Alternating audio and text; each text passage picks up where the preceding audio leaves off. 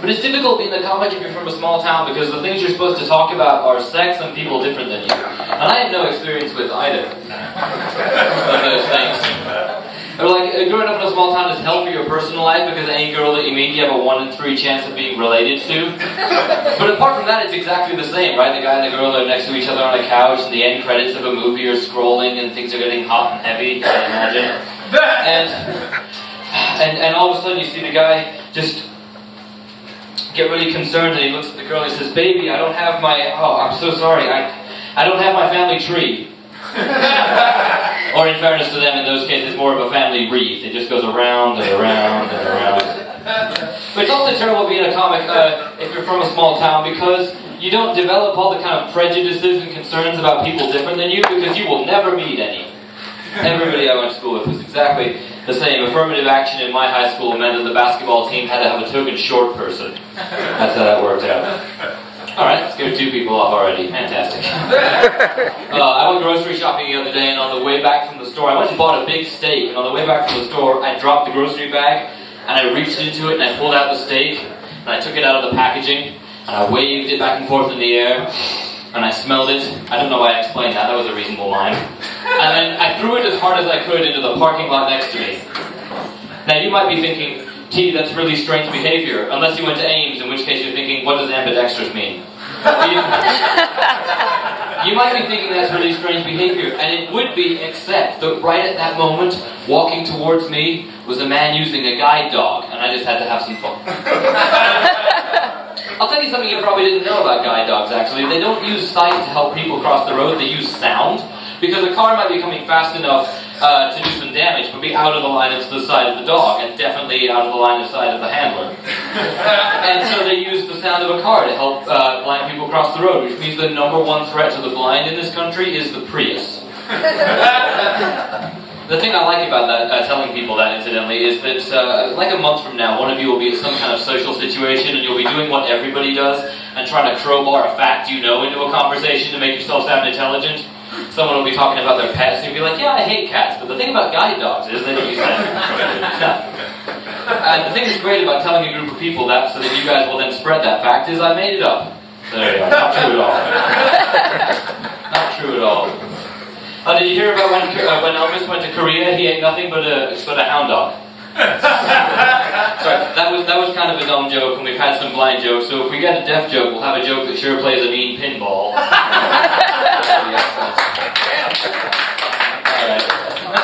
I saw the cover of a magazine the other day. It said, "Bono says AIDS is America's greatest fight." Sorry, Bono, it's Words with Friends.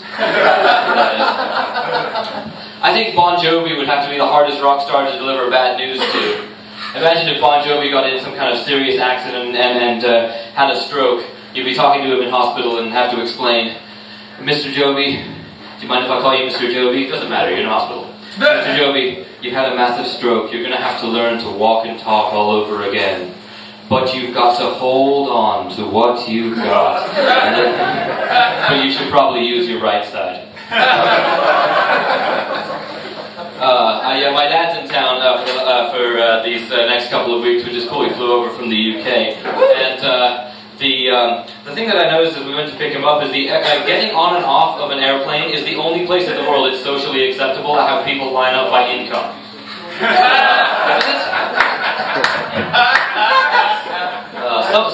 Some people don't know the difference between astronomy and astrology. And if that's you, let me help you out.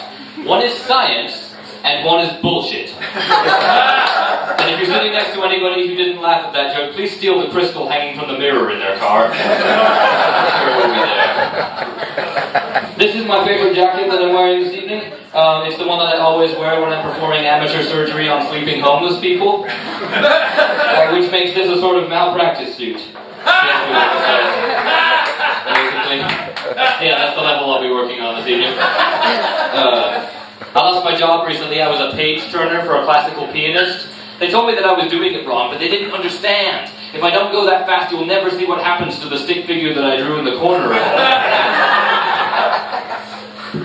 I don't know about you guys, but I find it really strange that construction is the only thing restaurants think is bad enough to tell us about in advance.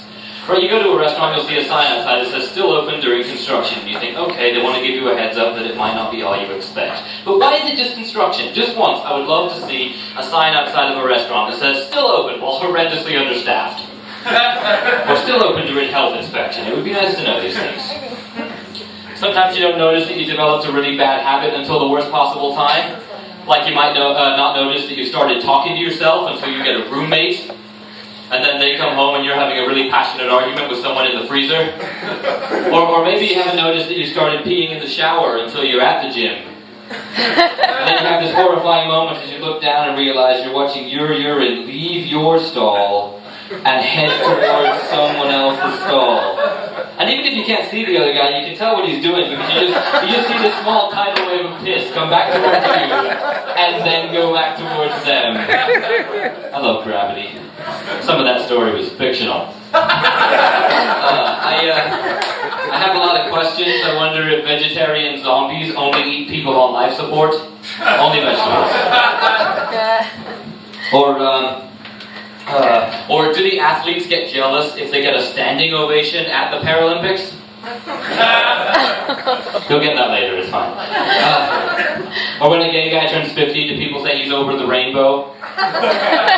I thought that joke once when a gay guy came up to me after the show and he said, actually it's 30, so now you know. It's so difficult to know what to say to people when they turn older or to know what to get people. Anybody here have a birthday coming up?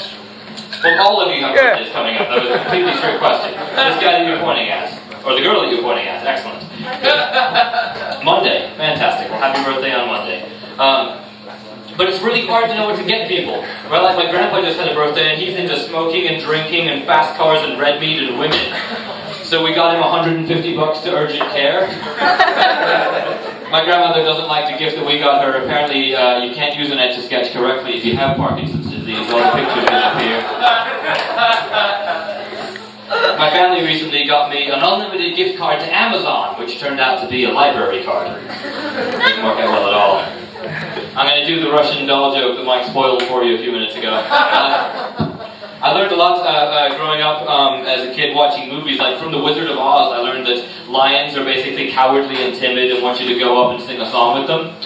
I'm not allowed to go back to the zoo. But I used to love all the elephants at the zoo. Right? You remember Indian elephants with small ears, African elephants with large ears. My favorite were Russian elephants with a series of smaller elephants inside them. Last time I was there, I took a picture of a zebra and it downloaded a game to my phone. Ask your kids if you're not sure what I'm talking about. Oh, but the best thing about the zoo is one time we got there just in time to see them feed the penguins to the polar bears. I'm going to finish this evening by telling you that I'm a very awkward person. Any awkward people here this evening? Yeah. All the guys sitting by themselves. They're the awkward people. I was in Thermopolis, Wyoming a little while ago, and if you've ever been to Thermopolis, it's really nice. A lot of bad things get said about Wyoming, but once you get north of Cheyenne, it's fine. So I was up in Thermopolis, and somebody up there's some hot springs in Thermopolis, and somebody has carved a water slide into the rock to go down into the hot springs. So you can hike up and then slide down into the water. It's a pretty cool thing. But it's quite a hike to get up to the top. So I walk up to the top of this slide, and there's this beautiful girl standing up there, just gorgeous, like somebody in here if they were beautiful. And this girl up there, and she looks at me and my friend, and she said, "I am way too out of shape to do this." And I looked at this girl, and I meant to say, "Me too." And I said, "I know." So my name's T. You guys have been really kind to me. I'd like to end the night on a real groaner. So if that's you, please come see me afterwards. My name's T.